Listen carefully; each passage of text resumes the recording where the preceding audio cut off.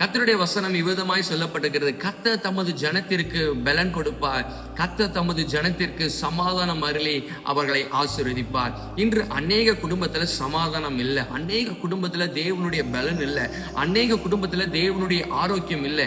ஏனென்றால் சத்துருவானவன் அந்த எல்லா காரியங்களையும் பறித்து வைத்து உங்களை வேதனைப்படுத்தி கொண்டிருக்கிறான். அதனால தான் கர்த்தருடைய வசனம் இன்று உங்களை பார்த்து சொல்லுகிறது, தேவன் அவருடைய ஜனத்திற்கு பலன் கொடுக்க போகிறார். எப்படி பலன் கொடுக்க போகிறார் என்றால், இம்மட்டும் உங்களை துன்பப்படுத்தின துயரப்படுத்தின எல்லா சத்துருவை தேவன் கால்களின் கீழாக போட்டு நசுக்கி அவனை ஜெயம் கொண்டு, ஏனென்றால் தேவன் நமக்காக ஜெயம் கொள்கிறவராய் இருக்கிறார். இம்மட்டும் உங்களை துன்பப்படுத்தின எல்லா காரியத்தையும் தேவன் ஜெயம் கொண்டு உங்களுக்கு சமாதானத்தையும் பலத்தையும் தந்து உங்களை ஆசீர்வதிக்க போகிறார். ஏனென்றால் நீங்கள் தேவனை நம்பி இருக்கிறபடினால அவர் உங்களுக்கு சமாதானம் தர போகிறார். உங்கள் குடும்பம் தேவனை நம்பி இருக்கிறபடினால தேவன் உங்கள் குடும்பத்திற்கு பலனும் சமாதானமும் தந்து உங்களை ஆசீர்வதித்து உயர்த்த போகிறார். நீங்கள் ஆசீர்வதிக்கப்பட்டவர்கள். God bless you.